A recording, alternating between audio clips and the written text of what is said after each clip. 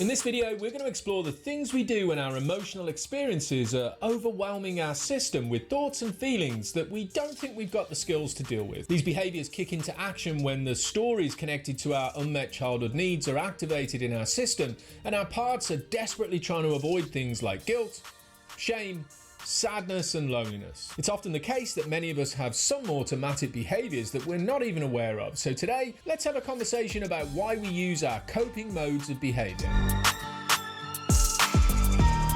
I want to be clear right from the start. Each and every one of us uses coping mechanisms at different points in our lives. Some people use them way more than others, but we wouldn't be acting as people if we didn't use them at all. They're actually a necessary part of the human experience, and they're also the primary way we learn to process, distract from, or avoid our difficult and uncomfortable emotional experiences. There's a lot of us that developed many different effective and adaptive ways to work through these challenging times, and then there are those of us that did not. This is all down to our own individually unique childhood experiences. Regardless of what we may come to know as adults, we develop our primary coping mechanisms throughout our formative years. When we experience an emotion, usually one that can eventually get attached to the creation of some kind of schema, we try a lot of different things to help us cope. When the thing we try is effective in achieving what it is that we want to achieve in that current moment, we use it again the next time we feel the same emotion. The more it works, the more we use it, until it becomes the go-to behavioural response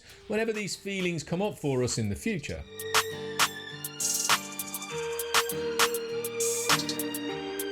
The type of coping mechanism we internalise is often, but definitely not always, down to the way things get modelled for us by the influential people that we're exposed to. Parents, siblings, extended family members, along with any of the significant caregivers we spend a substantial amount of time with, are continuously being observed by our curious and impressionable minds. When we're young, we are constantly watching to see how things are done, what those around us do when circumstances go a certain way, and we're listening to hear the things we're supposed to say in emotionally activating situations. If we happen to see the important people in our lives coping with their feelings in a healthy and adaptive way, we try and recreate these behavioural responses ourselves when we have our own challenging emotional experiences. On the flip side, if we observe people behaving in ways that are reactive, ineffective, and probably what would be considered to be maladaptive in some way, we attempt these behavioural responses ourselves when faced with similar circumstances. Our coping mechanisms are also defined by the things we are told by these important people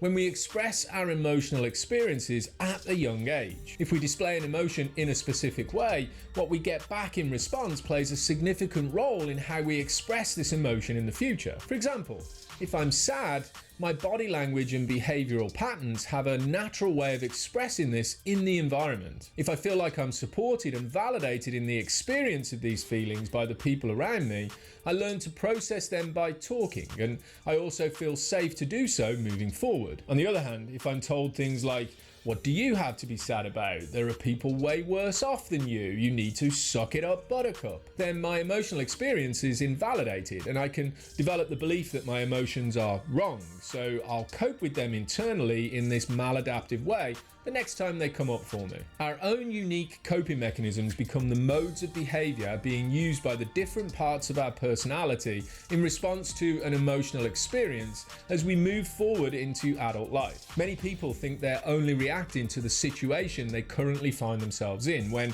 in actuality, they're not reacting to the situation, they're reacting to the emotion that's being activated by our story about the situation. This is a really important distinction to make, as the emotions we're experiencing aren't always tied to what's actually going on. It's often the case that an activated schema has us seeing the situation from a distorted point of view. When we're able to use the skills of dialectical behaviour therapy, particularly things like stop and checking the facts, we can learn to manage the part of our personality that wants to react to the current situation. When we then integrate the basic version of the Raven exercise into this process, we can educate these parts on what is just so in actuality, and then use planning ahead to build mastery for the next time these emotions get activated within our personality system.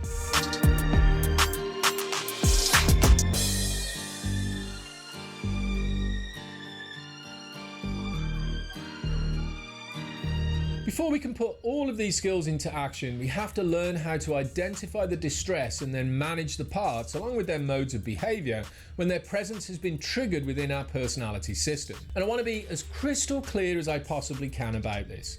It takes a lot of time and a lot of effort to create the type of awareness that we're trying to create.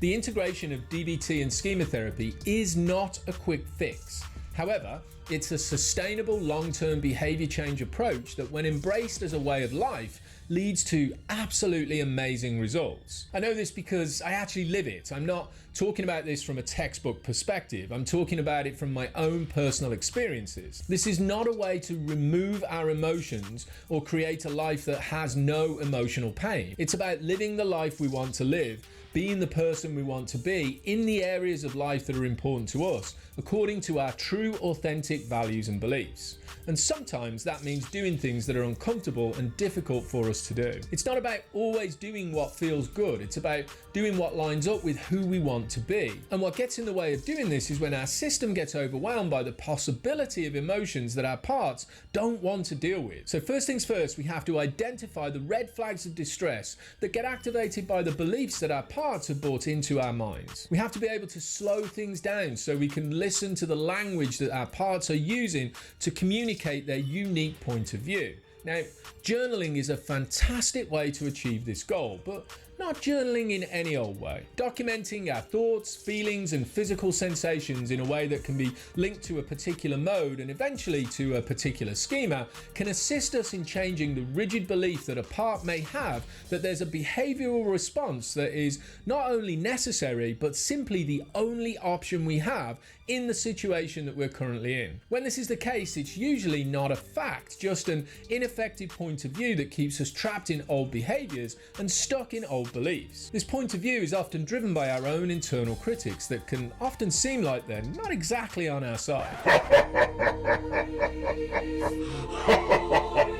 Mode journaling is an absolutely fantastic way to open our minds to our stories and the parts of our personality that we're trying to work with right now. Now, I've included an example of what this looks like from a textbook perspective in the PDF at the bottom of the website page that's connected to this video. Remember, when we're trying to identify the thoughts, feelings, and physical sensations in our system, it's about finding the thing that shows up for you. Some people are able to connect to their thoughts, some are able to connect to their feelings, and some get a really good connection with their physical sensations. It's about finding the way it shows up for you and using this to identify it moving forward. Also, if you're someone who's connecting to the thoughts that are driven by your parts, get really specific with their language. This is the only way we can truly identify a part that's behaving in a particular mode. So don't edit these thoughts in any way.